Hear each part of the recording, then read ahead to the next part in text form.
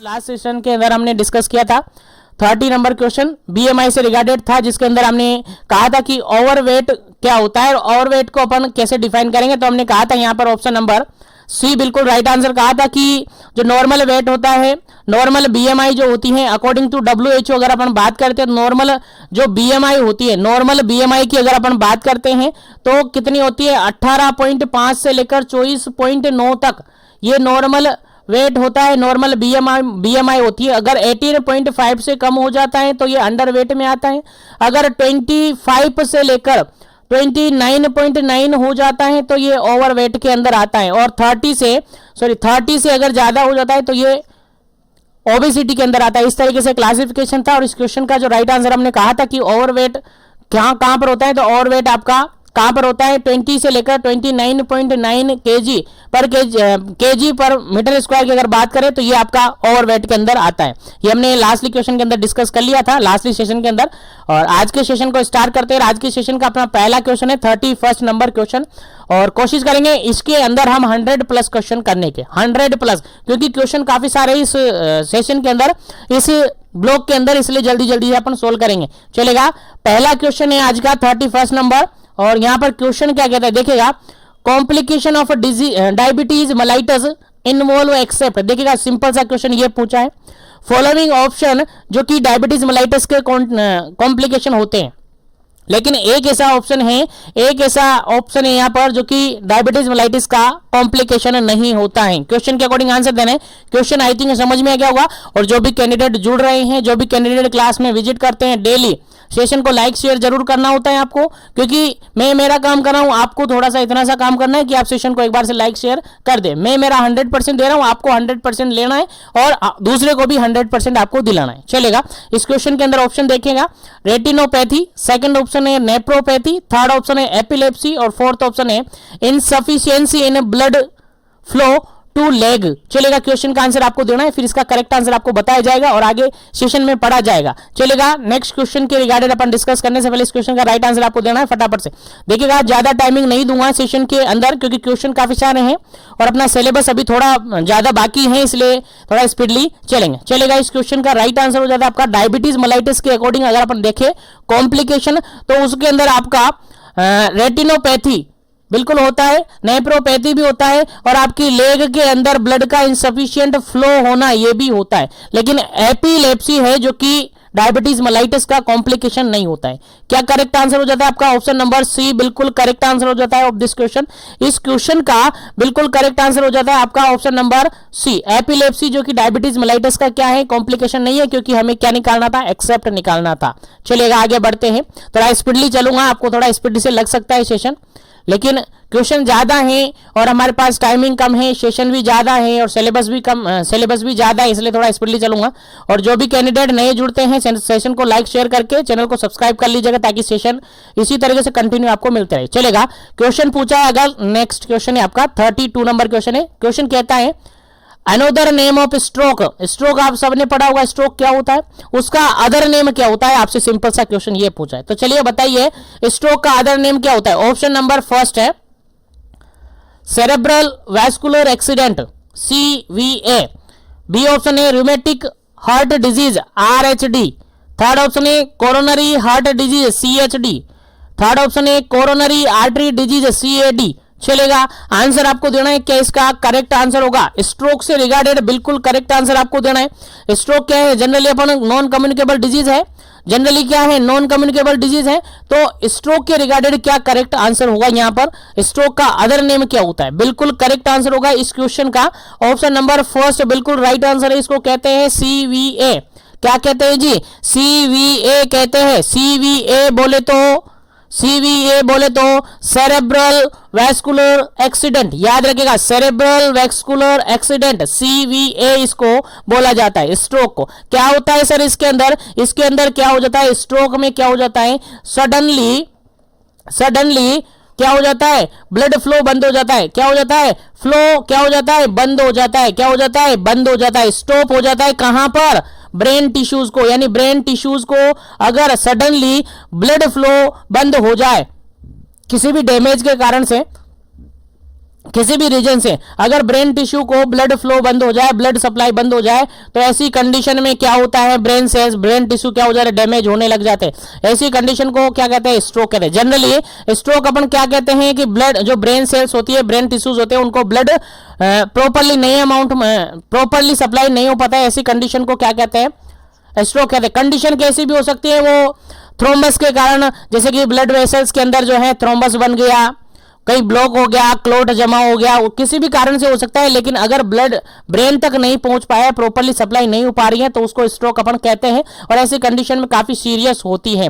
और ऐसी कंडीशन का जो अदर नेम अगर अपन कहें तो सेरेब्रल वैस्कुलर एक्सीडेंट इसको कहते हैं। याद रखिएगा, इंपॉर्टेंट है, काफी इंपॉर्टेंट है क्वेश्चन आपके एग्जाम पॉइंट ऑफ व्यू से। चलेगा, नेक्स्ट क्वेश्चन की बात करते हैं। नेक्स्ट क्वेश्चन सिंपल सा ये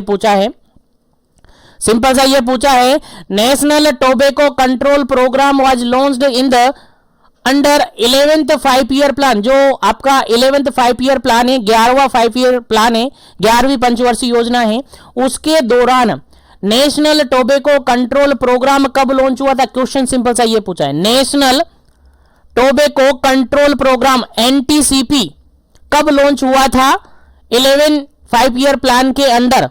ऑप्शन के अकॉर्डिंग आंसर देना। पहला ऑप्शन देखेगा 2000 से लेकर 2001 में, थर्ड ऑप्शन है 2007 टू 2008, 2007 से लेकर 2008 में, सी ऑप्शन है 2004 टू 2005, 2004 2005, और डी ऑप्शन है 2010 और 2011, 2010 और 2011। चलेगा, आंसर आपको बताना है फटाफट से क्या इसका करेक्ट आंसर होगा। Under the 11 5 year plan national tobacco control programme was launched कब हुआ था? आपका आंसर जाएगा बिल्कुल option number B. Option number B बिल्कुल करेक्ट आंसर जाएगा 2007 टू 2008, 2007 से लेकर 2008 के अंदर आपका नेशनल टोबैको कंट्रोल प्रोग्राम है, जो कि क्या हुआ था, लॉन्च हुआ था। याद रखिएगा, इंपॉर्टेंट क्वेश्चन है, पूरे मॉड्यूल्स को मोल्ड करके, पूरे मॉड्यूल्स को गोल पिला के आपको दिया जा रहा है। चलेगा, नेक्स्ट क्वेश्चन की बात करते हैं। नेक्स्ट क्वेश्चन आपके सामने 34 नंबर क्वेश्चन कहता है, thyroid hormone are, thyroid hormone कौन कौन से हैं? थायराइड हार्मोन जानते हो ना, बिल्कुल थायराइड ग्लैंड से सीक्रेट होने वाले हार्मोन, फॉलोइंग ऑप्शन में से कौन से हार्मोन थायराइड हार्मोन होते हैं? आंसर दीजिएगा फटाफट से। पहला ऑप्शन है यहाँ पर ट्राई आयोडोथायरोनिन ओनली, केवल ट्राई आयोडोथायरोनिन है। सेकेंड ऑप्शन है thyroxine hormone only, thyroxine only. Fourth option C option है यहाँ पर ट्राई आयोडोथायरोनिन एंड थायरोक्सिन।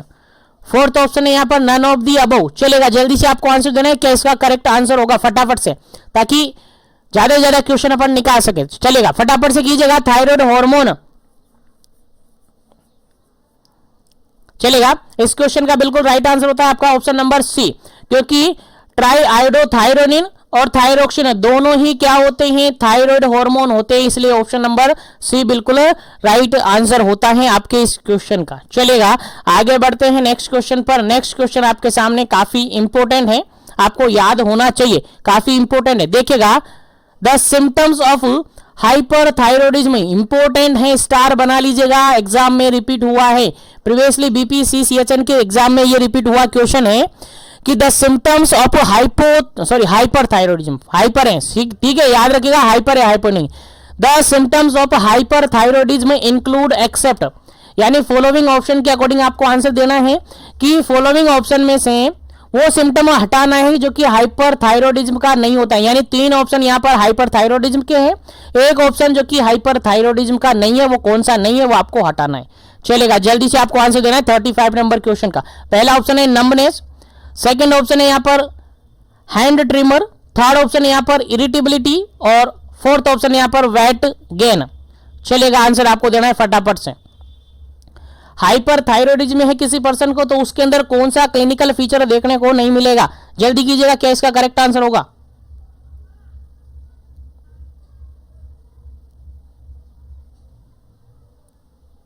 चलेगा, यहां पर अगर अपन देखें तो डी ऑप्शन बिल्कुल करेक्ट आंसर है। डी ऑप्शन बिल्कुल करेक्ट आंसर है इस क्वेश्चन का, क्योंकि ये किसका सिम्टम नहीं है, ये हाइपरथायरॉयडिज्म का सिम्टम नहीं है। हाइपर में वेट गेन नहीं होता है, हाइपर में तो वेट लॉस होता है। क्या होता है? वेट लॉस होता है, याद रखिएगा। हाइपरथायरॉयडिज्म में वेट लॉस होता है, वेट गेन नहीं होता है। बाकी अगर देखें नर्वसनेस आता है यहाँ पर, हैंड ट्रिमर यहाँ पर होता है और इरिटेबिलिटी यहाँ पर होता है, लेकिन वेट गेन नहीं होता है। क्योंकि वेट गेन किस में होता है सर? हाइपोथायरॉयडिज्म में होता है, याद रखिएगा। अब याद कैसे रहेगा देखेगा, मैं बताऊं याद रखने का तरीका। देखिएगा हाइपर मतलब क्या होता है? ज्यादा होता है, लेकिन आपको वेट अपोजिट याद रखना है। हाइपर मतलब ज्यादा होता है लेकिन वेट आपको अपोजिट याद रखना है। हाइपर मतलब थायरॉयडिज्म है, हाइपर थायरॉयडिज्म मतलब हॉर्मोन्स बढ़ रही हैं, एक्टिविटी बढ़ रही है, लेकिन वेट लॉस होगा, वेट लॉस होगा, अपोजिट का हम याद रखना है। हाइपो है तो हाइपो के अंदर क्या होता है? वेट गेन होता है। इस तरीके से आप याद रखेंगे तो इजीली याद रह जाएगा। और इंपॉर्टेंट है क्वेश्चन, आपके प्रीवियसली एग्जाम में पूछा हुआ है, हो सकता है आपके एग्जाम में एज इट इज पूछा जा सके। चलेगा नेक्स्ट क्वेश्चन की बात करते हैं, 36 नंबर क्वेश्चन। 36 नंबर क्वेश्चन कहता है the symptoms of hypothyroidism include, following option में से आपको ढूंढना है कौन सा सिम्टम्स हाइपोथायरॉयडिज्म का है। कौन सा? हाइपोथायरॉयडिज्म। हाइपोथायरॉयडिज्म मतलब जानते हो ना, जो थायराइड हार्मोन है उसका अमाउंट डिक्रीज होना, उसका सिक्रेशन कम होना। हाइपो मतलब समझते हो? बिल्कुल। तो यहां पर सिम्टम्स बताना है आपको हाइपोथायरॉयडिज्म का कौन सा है। पहला ऑप्शन यहां पर हॉर्स वॉइस, सेकंड ऑप्शन है carpal tunnel syndrome, third option है वेट गेन, फोर्थ ऑप्शन है ऑल ऑफ दी अबव। चलेगा, कौन सा सिम्टम्स यहां पर हाइपोथायरॉयडिज्म का है?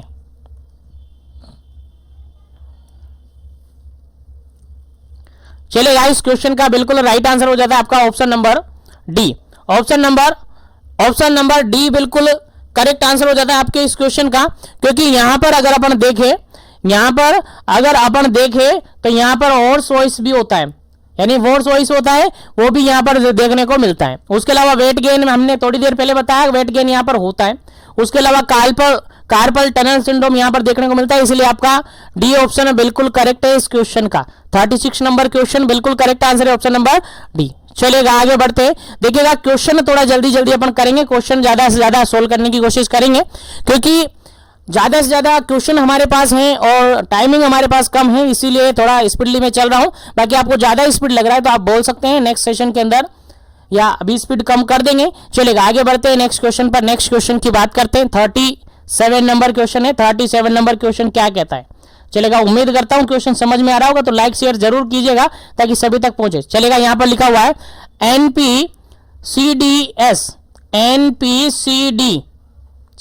NPCDC program is started to control and prevent the disease except। देखिएगा क्वेश्चन यहां पर सिंपल सा ये पूछा है आपसे, काफी इजी सा क्वेश्चन है कि NPCDC जो है, NPCD जो है, समझ में आ रहा ना? NPCDCS जो है, जो प्रोग्राम है वो लॉन्च किया गया था या स्टार्ट किया गया था कंट्रोल करने या प्रिवेंट करने के लिए कौन सी डिजीजेस को। लेकिन यहां पर एक ऑप्शन ऐसा है जो कि इनमें शामिल नहीं होगा। अब पहले तो आप ये बताइए कि NPCDCS क्या होता है? NPCDCS क्या होता है? अगर ये आपको याद है तो बिल्कुल ये क्वेश्चन का आंसर आपको याद है। पहले ऑप्शन देख लेते हैं फिर आंसर करते हैं।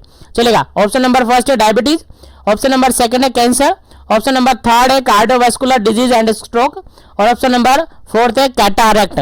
ऑप्शन नंबर फोर्थ है कैटारेक्ट। चलेगा, आंसर कीजिएगा, फिर बात करते हैं इस क्वेश्चन के बारे में। थोड़ा जल्दी कीजिएगा ताकि ज्यादा से ज्यादा एमसीक्यूज अपन निकाल सके। चलेगा, सबसे पहले अपन अगर बात करें यहां पर इसके फुल फॉर्म की, यहां पर अगर इसकी फुल फॉर्म की बात करें तो ये होता है आपका नेशनल प्रोग्राम। क्या है आपका? नेशनल प्रोग्राम, याद रखना है, नोट कर लीजिएगा। National programme for the prevention of national programme for the prevention of control of cancer, prevention of national programme for the prevention of control of cancer, diabetes cancer, diabetes, cardiovascular disease and stroke. चलेगा, अब बताइएगा आपका answer क्या होगा। देखिएगा यहां पर क्या क्या आ गया। National programme for the prevention and control of cancer, control of diabetes, control of cardiovascular disease and stroke. देखिएगा क्या आ गया। कैंसर यहां पर है, बिल्कुल है। डायबिटीज यहां पर है, बिल्कुल है। और कार्डियोवैस्कुलर डिजीज है, बिल्कुल है। कैटारेक्ट नहीं है, ये इसका करेक्ट आंसर हो जाएगा। क्वेश्चन समझ में आ गया ना? बिल्कुल फुल फॉर्म में आपका क्वेश्चन बचा हुआ है, फुल फॉर्म में आपका क्वेश्चन फंसा हुआ है। देखिएगा फुल फॉर्म क्या है इसकी, national programme for the prevention and control of the cancer, diabetes, cardiovascular disease और स्ट्रोक। ऐसे याद रखेंगे तो आपको याद रह जाएगा, बिल्कुल इजीली याद रह जाएगा। थोड़ा सा नोट करते रहिएगा जो भी आपको इंपॉर्टेंट लगे। चलेगा, इस क्वेश्चन का राइट आंसर क्या हो जाता है आपका? ऑप्शन नंबर डी बिल्कुल राइट आंसर हो जाता है, कैटरेक्ट, जो कि NPCDCS जो है उसके अंदर शामिल नहीं है। इंपॉर्टेंट है, आपको एग्जाम पॉइंट ऑफ व्यू से याद रखना है। चलेगा, आगे बढ़ते हैं। और नेक्स्ट क्वेश्चन है आपके सामने, काफी इंपॉर्टेंट है, 38 नंबर क्वेश्चन। 38 नंबर क्वेश्चन यहां पर है। 38 नंबर क्वेश्चन में कह रहा है, इन खाली जगह आपने छोड़ रखी है, खाली जगह आपको भरनी है। The onset is usually acute and chronic and insulin is required for survival. देखिए, सिंपल सा क्वेश्चन यहां पर पूछा है कि ऑनसेट इसका एक्यूट या सीवियर कैसा भी हो सकता है। ठीक है, एक्यूट और सीवियर है। ऑनसेट यूजुअली एक्यूट और सीवियर है and insulin is required for the survival. Survival के लिए इंसुलिन की रिक्वायरमेंट है, सर्वाइवल के लिए इंसुलिन की रिक्वायरमेंट पड़ेगी, जरूरत पड़ेगी। तो वो किस टाइप की कंडीशन होगी? पहला ऑप्शन यहां पर देखिएगा, type first diabetes mellitus, second है type second diabetes mellitus, third है जेस्टेशनल डायबिटीज मेलाइटस और फोर्थ है यहां पर none of the above. None of the above को मैंने काट दिया, बताओ आंसर आपको बताना है। यानी क्वेश्चन ये कह रहा है, खाली जगह में आपको भरना है कि ऐसी कौन सी डिजीज है जिसका ऑनसेट एक्यूट और सीवियर होता है और ऐसी कंडीशन में सर्वाइवल के लिए इंसुलिन की जरूरत पड़ेगी। चलेगा, आंसर बताइए फटाफट से, क्या इसका करेक्ट आंसर होगा। फिर आंसर भी बताया जाएगा और जानकारी भी दी जाएगी।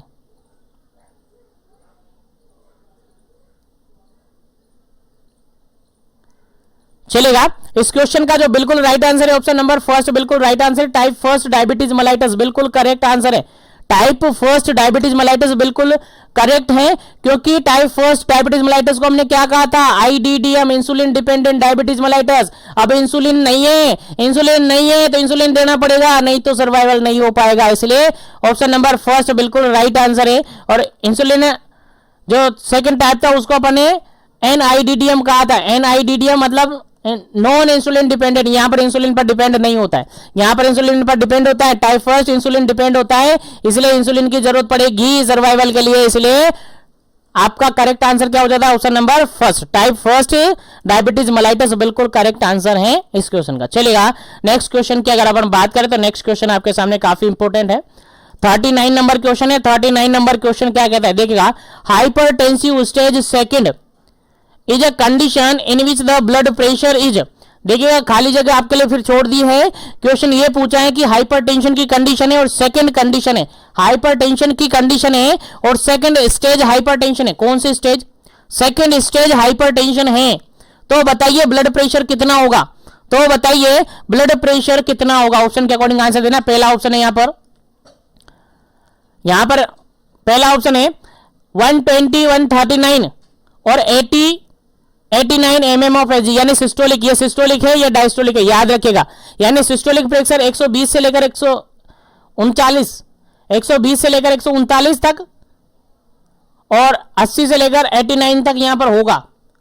सेकंड ऑप्शन है यहां पर 40 to 159 और 90 to 99 mm ऑफ एजी हो सकता है। थर्ड ऑप्शन है 60 to 80 और 100 to 109 mm ऑफ एजी हो सकता है। और फोर्थ ऑप्शन है 80/110 mm ऑफ एजी हो सकता है। एमएम ऑफ एजी या इससे हायर हो सकता है, ज्यादा हो सकता है। चलेगा, बताइएगा सेकंड स्टेज की बात की जा रही है, सेकंड स्टेज में कितना ब्लड प्रेशर होगा, फिर आगे बताया जाएगा कौन से स्टेज में कितना ब्लड प्रेशर होना चाहिए। चलेगा, उम्मीद है यहां से आपसे एग्जाम में क्वेश्चन पूछा जा सकता है, इसलिए आपको याद होना चाहिए, आपको नोट कर लेना। इसके बाद में थोड़ी जानकारी दूंगा, वो भी आपको नोट कर लेना, ताकि आपके एग्जाम में अगर क्वेश्चन पूछा जाए तो इजीली आप सोल्व कर पाए। और मैं बता दूं, ये सारी जानकारी आपको कोई नहीं दे पाएगा, कोई नहीं देगा, क्योंकि यहां पर जो क्वेश्चंस बिल्कुल सेलेक्ट किए हैं, बिल्कुल आपके नोटबुक के उठाकर दिए हैं, बिल्कुल आपकी नोटबुक यानी कि आपकी मॉड्यूल्स को उठाकर दिया, आपके मॉड्यूल से। और इनसे बाहर ये भी कह दूं मैं, इनसे बाहर आपका कोई भी एग्जाम, कोई भी क्वेश्चन नहीं जाएगा। भले आप एग्जाम देने के बाद मुझे कमेंट कर दीजिएगा, सर ये क्वेश्चन हमें नहीं मिला, ये क्वेश्चन आपने पढ़ाया भी नहीं, ठीक है, ऐसा नहीं होगा। सभी क्वेश्चन आपके सिलेबस से ही मिलेंगे, डोंट वरी, पेशेंस रखेगा। देखिएगा, इस कंडीशन में आपको सेकंड स्टेज की बात की थी, और सेकंड स्टेज की अगर अपन बात करते हैं तो इसका आंसर होता है option number C. Option number C बिल्कुल राइट आंसर हो जाता है सेकंड स्टेज का, ठीक है। अगर सेकंड स्टेज का हाइपरटेंशन है तो उसका बीपी 160 से लेकर 180 ये सिस्टोलिक बीपी रहेगा, और 100 से लेकर 109 एमएम ऑफ एजी या डायस्टोलिक बीपी उसका रहेगा, याद रखिएगा। अब देखिएगा, इस क्वेश्चन का राइट आंसर पता चल गया। अब मैं बता दूं first stage, second stage, third stage, basically 3 stages में क्या किया जाता है, हाइपरटेंशन को डिवाइड किया जाता है, बेसिक 3 स्टेजेस में, ठीक है। तो पहली स्टेज की अगर अपन बात करें, पहली स्टेज के अंदर होता है आपका बीपी कितना, बीपी कितना होता है, जब 140 से ज्यादा हो जाता है तो उसको हाइपरटेंशन कहते हैं। कब 140 से ज्यादा हो जाता है तो उसको हाइपरटेंशन कहते हैं। 140 से नीचे हाइपरटेंशन में काउंट नहीं करते, आपको पता होगा इतना तो, ठीक है। यानी 140 से ज्यादा होने के बाद, यह पहला जो ऑप्शन है इसको अपन नॉर्मल कंसीडर मान लेते हैं, पहला ऑप्शन को नॉर्मल कंसीडर मान लेते हैं, क्योंकि यहां पर 140 से कम है। 140 से ज्यादा होता है तो ही उसको हाइपरटेंशन में काउंट किया जाता है। यानी 140 कहां पर है, यहां पर है, देखिएगा 140 से लेकर 159 तो सिस्टोलिक बीपी रहेगा, और 90 to 99 mm of SG diastolic BP रहेगा। ये आपकी फर्स्ट स्टेज होती है, याद रखिएगा, नोट कर लीजिएगा नोटबुक में। फर्स्ट स्टेज के अंदर जो बीपी देखने को मिलता है वो 140 से लेकर 159, 140 से 159 सिस्टोलिक बीपी देखने को मिलता है। उसके बाद अगर देखें डायस्टोलिक की तो 90 से लेकर 99 एमएम ऑफ एसजी तक ये देखने को मिल सकता है। अगर बात करें सेकंड स्टेज की, तो सेकंड स्टेज में जनरली देखने को मिलता है 160 से हायर, 160 से हायर, 160 से हायर ज्यादा, और 180 से कम, यानी 160 से लेकर 180 सिस्टोलिक बीपी देखने को मिलता है, और 100 से लेकर 109 109 एमएम ऑफ एसजी आपको क्या देखने को मिलता है, डायस्टोलिक बीपी देखने को मिलता है। ये सेकंड स्टेज होती है आपकी, ये फर्स्ट स्टेज, ये सेकंड स्टेज। और थर्ड स्टेज की अगर अपन देखें तो थर्ड स्टेज के अंदर बीपी काफी ज्यादा, बहुत ज्यादा, 180 तो डायस्टोलिक बीपी उससे ज्यादा हो जाता है, और सॉरी 180 तो डायस्टोलिक 180 तो सिस्टोलिक बीपी, और 110 डायस्टोलिक बीपी, यानी 180 से ज्यादा तो डायस्टोलिक हो जाता है, सिस्टोलिक हो जाता है, और 110 से ज्यादा क्या हो जाता है, डायस्टोलिक हो जाता है। तो याद रखिएगा, अगर बीपी 140 से कम है तो उसको नॉर्मल कंसीडर कर सकते हैं, 140 से लेस देन है तो उसको नॉर्मल कंसीडर कर सकते हैं, लेकिन जैसे ही 140 क्रॉस करता है वो हाइपरटेंशन के काउंट में आ जाता है। और 140 से लेकर 160 तक, यानी 160 यानी 59 तक अगर अपन बात करें सिस्टोलिक बीपी की, तो ये फर्स्ट स्टेज होती है। 160 से लेकर 180 तक सेकंड स्टेज होती है, और 180 से ज्यादा थर्ड स्टेज होती है हाइपरटेंशन की। याद रखिएगा, काफी इंपॉर्टेंट है, यहां से क्वेश्चन बन सकता है, इसलिए पूरा डिटेल मैंने बता दिया है, आपने नोट कर लिया होगा। चलिएगा आगे बढ़ते हैं नेक्स्ट क्वेश्चन पर। नेक्स्ट क्वेश्चन यहां पर पूछा गया है, 40 नंबर क्वेश्चन है। 40 नंबर क्वेश्चन सिंपल सा ये कह रहा है, complication of hypertension include, hypertension का कॉम्प्लिकेशन है एक्सेप्ट, यहां पर बताना है, यानी फॉलोइंग ऑप्शन क्या है, हाइपरटेंशन के कॉम्प्लिकेशन हो सकते हैं, लेकिन एक ऐसा ऑप्शन है जो कि हाइपरटेंशन का कॉम्प्लिकेशन बिल्कुल नहीं होता है। चलेगा, आंसर बताना है ऑप्शन के अकॉर्डिंग। पहला ऑप्शन यहां पर मैक्रो एल्बुमिनूरिया, सेकंड ऑप्शन है cotton wool spot, third option है कार्डियक अरिथमियाज, और फोर्थ ऑप्शन है डायबिटीज मेलाइटस। चलेगा, जल्दी से आपको आंसर देना है, क्या इसका करेक्ट आंसर होगा। यानी यहां पर तीन ऑप्शन तो बिल्कुल हाइपरटेंशन के कॉम्प्लिकेशन है, लेकिन एक ऑप्शन है जो कि हाइपरटेंशन का कॉम्प्लिकेशन है नहीं है। फटाफट से आंसर बता दीजिएगा क्या इसका करेक्ट आंसर होगा।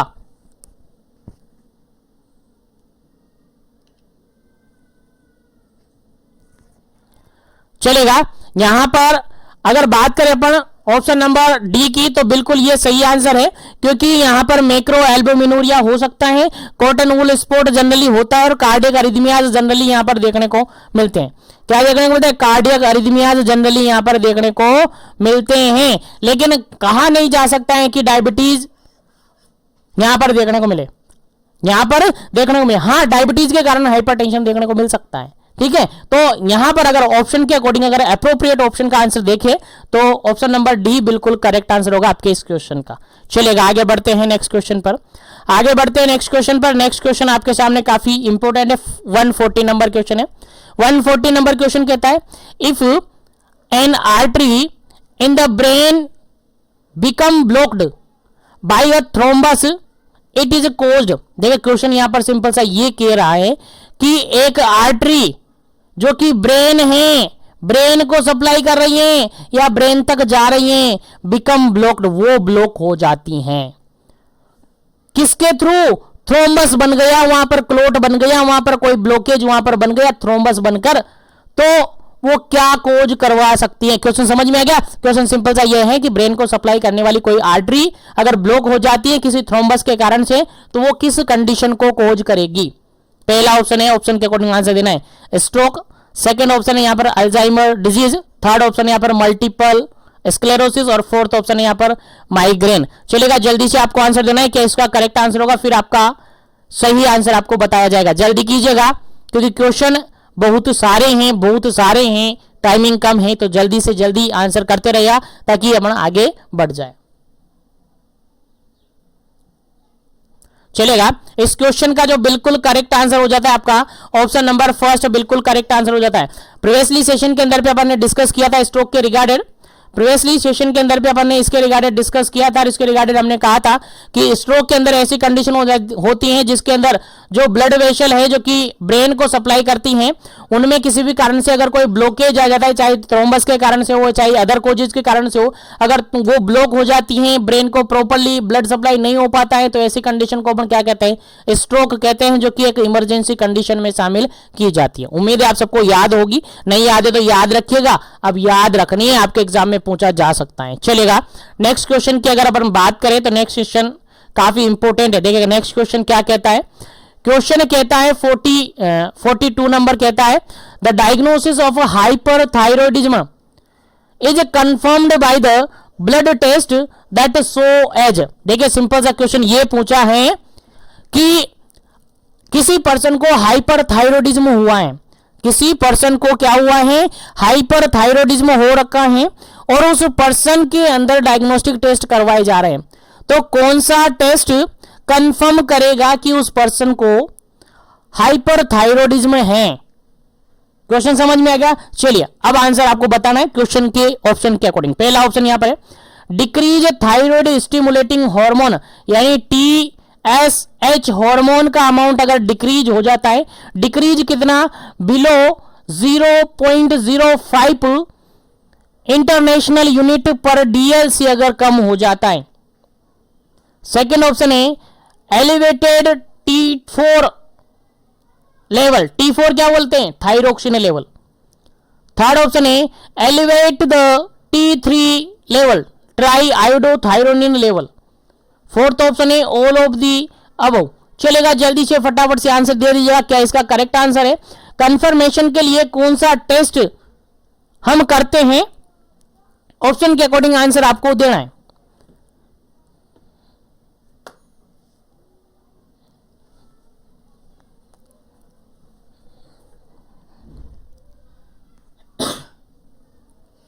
चलेगा, अगर अपन बात करते हैं यहां पर इस क्वेश्चन का जो बिल्कुल करेक्ट आंसर के, तो इस क्वेश्चन का जो बिल्कुल करेक्ट आंसर होगा आपका वो होगा ऑप्शन नंबर डी होगा। क्या होगा?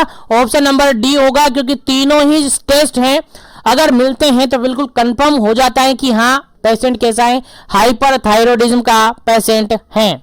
याद रखिएगा, भूलना नहीं है, यानी confirmed by the blood test. Thyroidism, hyperthyroidism किससे कन्फर्म होता है? ब्लड टेस्ट से। ब्लड टेस्ट के अंदर क्या देखने को मिलता है? कंफर्म किससे होता है सर? सर ब्लड टेस्ट करने से होता है। ब्लड टेस्ट में क्या टेस्ट करते हैं सर? ब्लड के अंदर अपन चेक करते हैं टीएसएच, टीएसएच का अमाउंट चेक करते हैं। अगर टीएसएच का अमाउंट 0.05 से कम हो जाता है तो हम कह सकते हैं कि हाइपरथायरॉइडिज्म है। अगर थायरोक्सिन का हार्मोन लेवल जो है, थायरोक्सिन हार्मोन का लेवल अगर बढ़ जाता है, इंक्रीज हो जाता है, तो भी कह सकते हैं। और ट्राई आयोडोथायरोनिन एंड T3 का लेवल बढ़ता है, तब भी अपन कह सकते हैं कि हाइपरथायरॉइडिज्म है। यानी जनरली अपन कह सकते हैं कि हाइपरथायरॉइडिज्म की कंडीशन में टीएसएच लेवल कम हो जाता है, 0.05 से भी कम हो जाता है, और T3 T4 का लेवल क्या हो जाता है? बढ़ जाता है। अगर ब्लड के अंदर ये लेवल देखने को मिलता है, that consider the confirmation of the hyperthyroidism. ठीक है, चलिएगा आगे बढ़ते हैं नेक्स्ट क्वेश्चन पर। उम्मीद करते हैं यहां तक सभी क्वेश्चन आपको समझ में आ गए होंगे। नेक्स्ट क्वेश्चन की बात करते हैं, 43 नंबर क्वेश्चन। 43 नंबर क्वेश्चन में क्या कहता है, देखिए समझते हैं। 43 नंबर क्वेश्चन कहता है clinical feature of hypothyroidism involve the following except. Question simple सा ये पूछा है कि फॉलोइंग ऑप्शन में क्लिनिकल फीचर है लेकिन एक नहीं है, किसका? हाइपोथायरॉइडिज्म का। यानी हाइपोथायरॉइडिज्म के क्लिनिकल फीचर है लेकिन एक ऑप्शन ऐसा है जो कि हाइपोथायरॉइडिज्म का क्लिनिकल फीचर नहीं है। हाइपोथायरॉइडिज्म की बात की जा रही है, हाइपोथायरॉइडिज्म की बात की जा रही है। फटाफट से आंसर दीजिएगा, क्या इसका करेक्ट आंसर होगा? पहला ऑप्शन है यहां पर देखिएगा प्लूरल इफ्यूजन, सेकेंड ऑप्शन देखेगा मैक्सिडिमा, थर्ड ऑप्शन देखेगा कार्पल टनल सिंड्रोम, और फोर्थ ऑप्शन देखेगा high blood sugar level, high blood sugar level. चलेगा, अब आंसर बताइएगा क्या इस क्वेश्चन का राइट आंसर होगा? आपके एग्जाम पॉइंट ऑफ व्यू से काफी इंपोर्टेंट है, आपको आना चाहिए। एक्सेप्ट निकालना है, यानी तीन ऑप्शन यहां पर बिल्कुल करेक्ट है हाइपोथायरॉइडिज्म के रिगार्डेड, लेकिन एक ऑप्शन है जो कि करेक्ट नहीं है। तो कौन सा करेक्ट नहीं है वो आपको बताना है, फटाफट से कीजिएगा।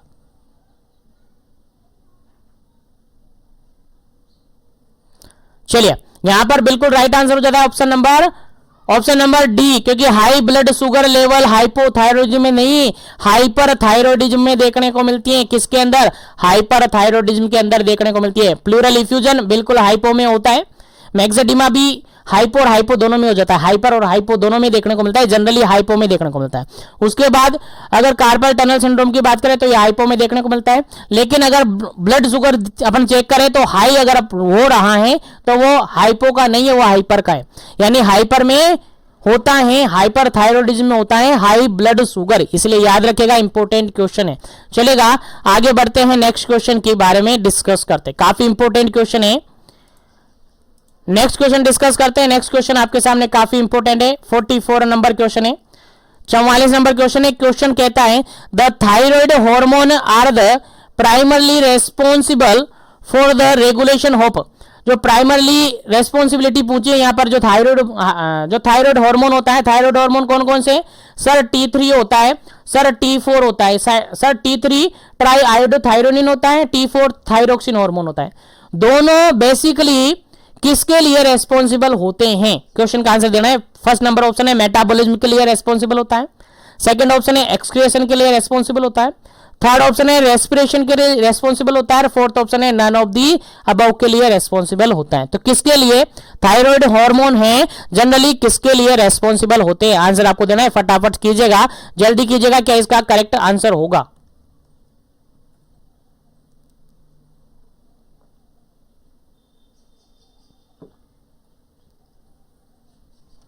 चलेगा, इस क्वेश्चन का जो बिल्कुल राइट आंसर होगा that is option number first, metabolism के लिए ये रेस्पॉन्सिबल होता है। प्राइमरली रेस्पॉन्सिबल होता है आपका थायराइड हार्मोन प्राइमरली रेस्पॉन्सिबल होता है। T3 T4 जो प्राइमरली रेस्पॉन्सिबल होते हैं वो मेटाबॉलिज्म के लिए रेस्पॉन्सिबल होते हैं, याद रखेगा। इंपॉर्टेंट फंक्शन है थायराइड हार्मोन का मेटाबॉलिज्म, याद रखेगा, बोलना नहीं है। चलेगा, नेक्स्ट क्वेश्चन की बात करते हैं, और नेक्स्ट क्वेश्चन यहां पर पूछा है non modifiable risk factor of coronary heart disease. जो कोरोनरी हार्ट डिजीज होता है, CHD जो होता है, उसके रिगार्डेड रिस्क फैक्टर की बात की जा रही है, लेकिन रिस्क फैक्टर कौन सा? Non modifiable risk factor involve except. Question simple सा यहां पर यह पूछा है कि सभी option non modifiable risk factor है, लेकिन एक ऐसा ऑप्शन है जो कि गलत है। तो गलत ऑप्शन आपको ढूंढना है,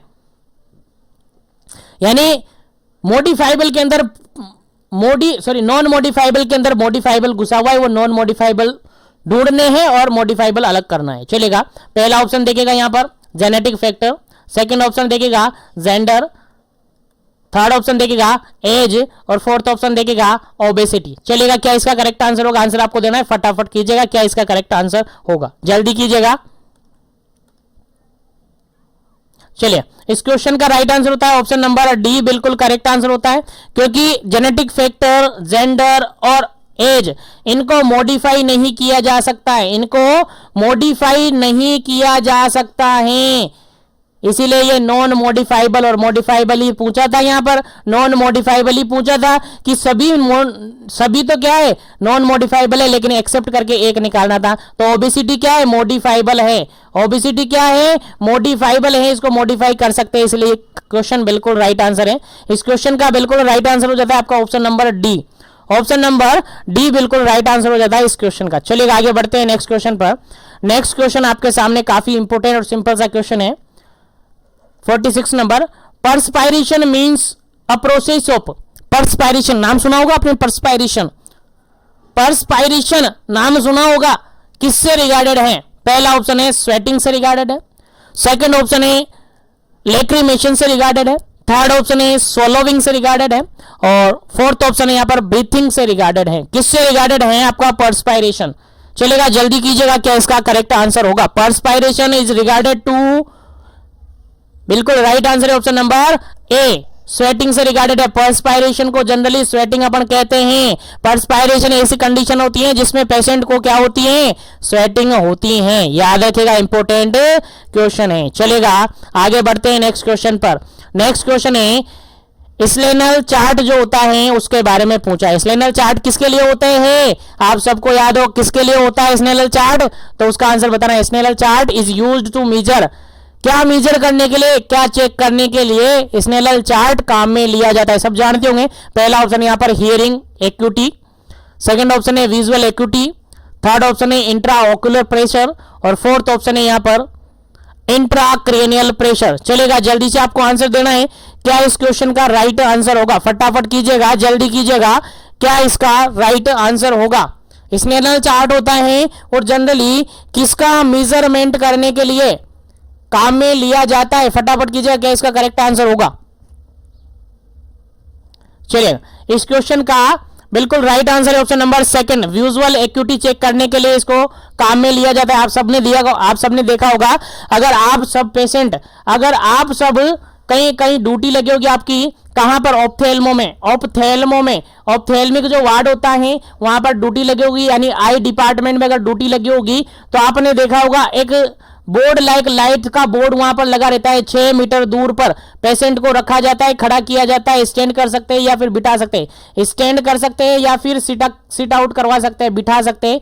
कितना मीटर? 6 मीटर दूरी पर उस बोर्ड से। और इसमें अगर पर्सन लिटरली है, यानी एक तरीके से पर्सन क्या है, मतलब एक तरीके से पढ़ा हुआ है, लिटरेसी वाला है, तो ABCD ऐसे अल्फाबेटिकल होता है, या फिर अल्फाबेट होता है जो आपकी हिंदी के होते हैं ना अनार वाले, वो होते हैं, या फिर अगर पर्सन है जो कि इलिटरेट है, अनपढ़ है, तो उसके लिए ऐसा बॉक्स रहता है और उसके अंदर गोले भरे रहते हैं, किधर खुला हुआ है, ये किधर खुला हुआ है, इसका मुंह किधर है, ऐसे करके वहां पर गोले बने रहते हैं, जिससे आप पेशेंट की विजुअल एक्यूटी चेक कर पाते। कितने मीटर दूरी से? 6 मीटर दूरी से। जनरली याद रखिएगा, इंपॉर्टेंट है, आपके एग्जाम में पूछा जा सकता है। चलिएगा, आगे बढ़ते हैं नेक्स्ट क्वेश्चन पर। यहां पर नॉर्मल एक्यूटी पूछी है, एक पर्सन की नॉर्मल विजुअल एक्यूटी कितनी होती है? चलेगा, आंसर आपको बताना है, विजुअल एक्यूटी कितनी होती है, नॉर्मल विजुअल एक्यूटी कितनी होती है, आंसर देना है। ऑप्शन फर्स्ट है 6/6, सेकंड ऑप्शन है 6/18, थर्ड ऑप्शन है 6/60, फोर्थ ऑप्शन है 3/60। चलेगा, आंसर आपको देना है क्या इसका करेक्ट आंसर होगा? जल्दी कीजिएगा ताकि आगे बढ़े पर नेक्स्ट क्वेश्चन पर।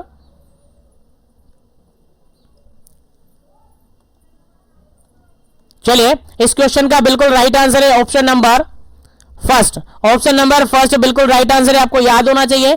नॉर्मल इक्विटी की अगर अपन बात करते हैं, नॉर्मल इक्विटी होती है, जो विजुअल इक्विटी होती है वो जो नॉर्मली कितनी होती है 6/6 होती है।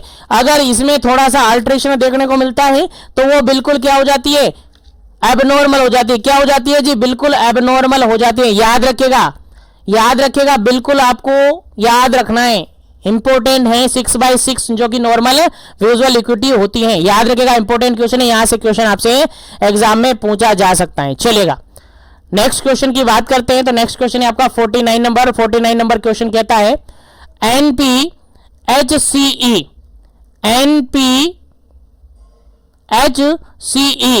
is a program to provide the preventive, curative, rehabilitative service to the person। किस पर्सन को NPHCE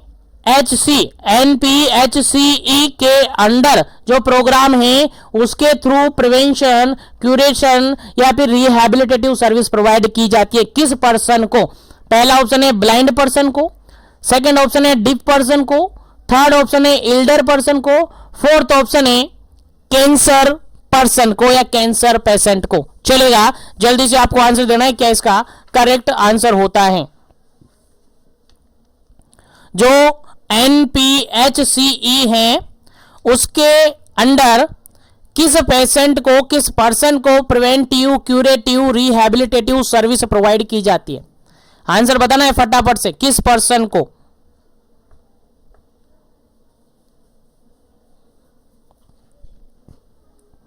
चलेगा, बिल्कुल राइट आंसर हो जाता है इस क्वेश्चन का ऑप्शन नंबर सी बिल्कुल करेक्ट आंसर हो जाता है। एल्डर पर्सन को यहां पर क्या दिया जाता है, केयर प्रोवाइड की जाती है, सर्विस प्रोवाइड की जाती है। आप कहेंगे सर NPHCE क्या है, तो इसका फुल फॉर्म आपको याद होना चाहिए। फुल फॉर्म अगर याद है तो आपको आंसर भी याद है। N4 होता है नेशनल, N4 होता है नेशनल, P4 होता है प्रोग्राम, P4 होता है प्रोग्राम होता है, क्या होता है प्रोग्राम होता है। H4 होता है, H4 होता है हेल्थ, क्या होता है हेल्थ। C4 होता है केयर और E4 होता है एल्डरली, क्या एल्डरली। चलेगा, फुल फॉर्म से आपको आंसर देखना है, देखेगा national programme for health care of elderly, full form आपको याद होनी चाहिए। देखिए आगे यहां पर एल्डरली, तो एल्डरली आपका आंसर हो गया। National programme for health care of elderly, elderly patient को हेल्थ केयर प्रोवाइड करने के लिए यह प्रोग्राम स्टार्ट हुआ था। National programme for elderly care, sorry national programme for health care of elderly. याद रखिएगा, फुल फॉर्म से आपको आंसर पता चलेगा, बिल्कुल याद होना चाहिए। National programme for health care in elderly, elderly के अंदर जो भी हेल्थ केयर प्रोवाइड की जाती है वो इस प्रोग्राम के अंडर की जाती है। याद रखिएगा, इंपॉर्टेंट क्वेश्चन है। चलेगा, नेक्स्ट क्वेश्चन की बात करते हैं 15 नंबर। नेक्स्ट क्वेश्चन है आपका 15 नंबर। 15 नंबर क्वेश्चन सिंपल सा ये कह रहा है कि जो टाइप सेकंड डायबिटीज मेलाइटस है उसको और किस नाम से जाना जाता है? चलेगा, बताइए फटाफट से, टाइप सेकंड डायबिटीज मेलाइटस को और किस नाम से जाना जाता है? पहला ऑप्शन है non insulin dependent diabetes mellitus, second option है insulin dependent diabetes mellitus, third option है gestational diabetes mellitus, fourth option है none of the above. Fourth option मैंने काट दिया है, 3 ऑप्शन में से आपको आंसर देना है, फटाफट से कीजिएगा, जल्दी कीजिएगा, क्या इसका करेक्ट आंसर होगा। सेकेंड टाइप का डायबिटीज मेलाइटस और किस नाम से जाना जाता है?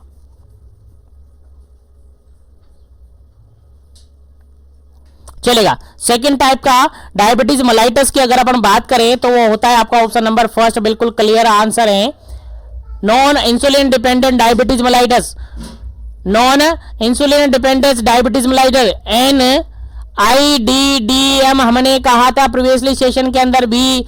जो फर्स्ट टाइप होता है उसके अंदर फर्स्ट टाइप होता है उसको कहते हैं IDDM। याद रखिएगा, इंसुलिन डिपेंडेंट डायबिटीज मेलाइटस। जो सेकंड टाइप होता है उसको कहते हैं NIDDM, non insulin dependent diabetes mellitus, और एक होता है जेस्टेशनल डायबिटीज मेलाइटस जो कि प्रेगनेंसी में होता है।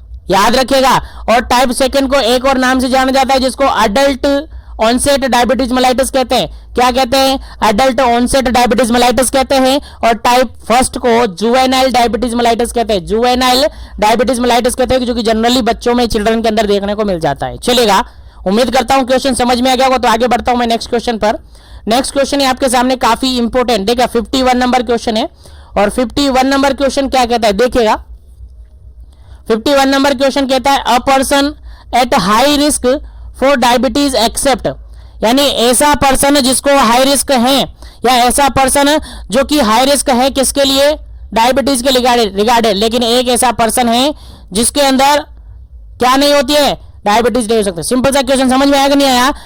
क्वेश्चन ये कहता है कि एक हेल्दी पर्सन है, जिसके अंदर क्या हो जाएगा कि उसको डायबिटीज होने, यानी डायबिटीज होने के रिस्क फैक्टर यहां पर पूछे। कुल मिला के डायबिटीज के रिस्क फैक्टर यहां पर पूछे, लेकिन एक्सेप्ट पूछा, यानी एक ऑप्शन जो कि डायबिटीज का रिस्क फैक्टर नहीं है, लेकिन फॉलोइंग ऑप्शन डायबिटीज के रिस्क फैक्टर है। एक को छोड़कर बाकी सब क्या है? रिस्क फैक्टर है। पहला ऑप्शन देखेगा एज ऑफ अबव 30 ईयर से ज्यादा एज हो।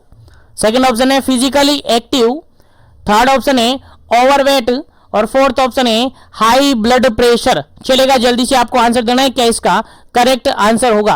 क्या इसका करेक्ट आंसर होगा? जल्दी से आपको आंसर देना है, फटाफट कीजिएगा, क्या इसका करेक्ट आंसर होगा?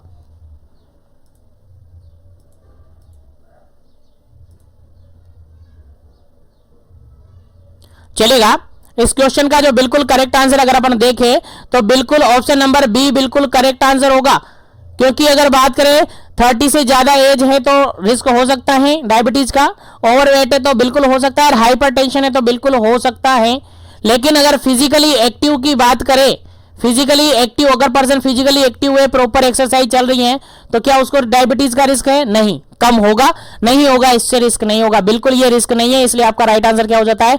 Option number B right answer हो जाता है। अकॉर्डिंग टू ऑप्शन आपका बी ऑप्शन बिल्कुल करेक्ट आंसर है। चलिएगा, आगे बढ़ते हैं नेक्स्ट क्वेश्चन पर। नेक्स्ट क्वेश्चन है आपका 52 नंबर क्वेश्चन। और 52 नंबर क्वेश्चन कहता है when to suspect the diabetes mellitus, आप कब कहेंगे कि पर्सन के अंदर डायबिटीज मेलाइटिस है? क्या देखेंगे, क्या आपको देखने को मिलेगा कि आप कह देंगे कि पेशेंट को डायबिटीज मेलाइटिस है? क्वेश्चन समझ में आ गया ना? बिल्कुल दीजिएगा। पहला ऑप्शन है फ्रीक्वेंट इन्फेक्शन, पेशेंट को फ्रीक्वेंटली इन्फेक्शन हो रहा है। सेकंड ऑप्शन है नॉन हीलिंग वुंड है, एंड हील नहीं हो पा रहा है, वुंड हील नहीं हो पा रहा है। थर्ड ऑप्शन है ट्यूबरकुलोसिस है। फोर्थ ऑप्शन है ऑल ऑफ दी अबव। चलेगा, बताइए फटाफट से आप कब सस्पेक्ट करेंगे एक पेशेंट को कि उसको डायबिटीज मेलाइटिस है, उसको डायबिटीज है? फटाफट से आंसर दीजिएगा इस क्वेश्चन का, फिर राइट आंसर आपको बताया जाएगा।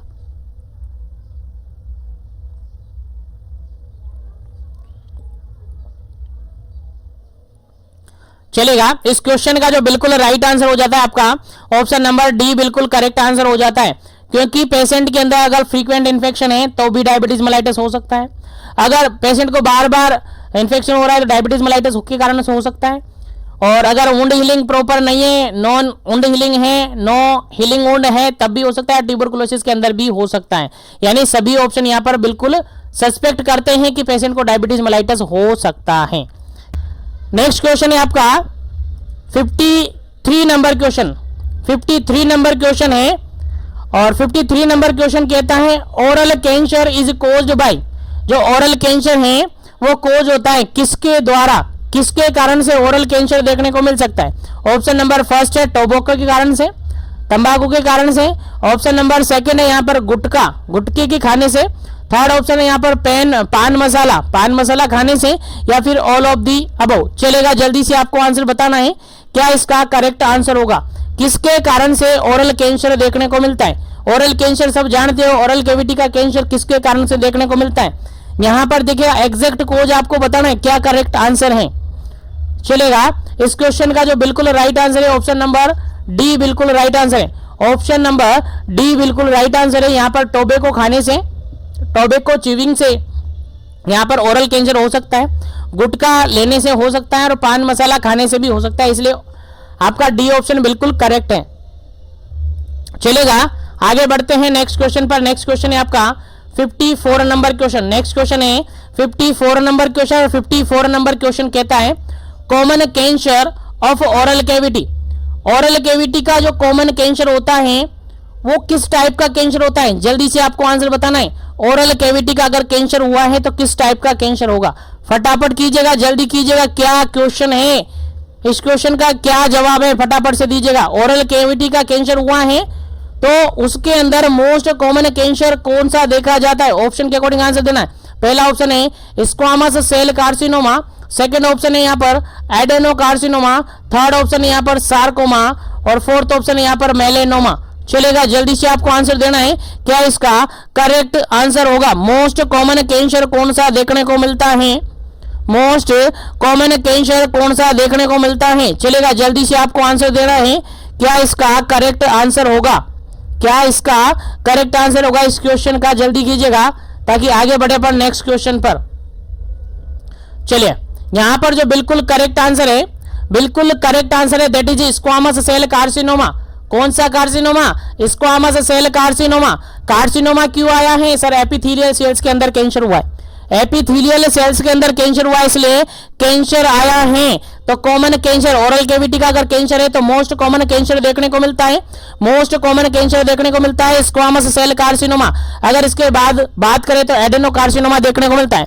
मोस्ट कॉमनली कौन सा देखने को मिलता है, स्क्वामस सेल कार्सिनोमा देखने को मिलता है, उसके बाद एडेनो कार्सिनोमा देखने को मिलता है। याद रखेगा, मोस्ट इंपोर्टेंट यहां से क्वेश्चन है, आपके एग्जाम में पूछा जा सकता है। चलेगा, नेक्स्ट क्वेश्चन की बात करें।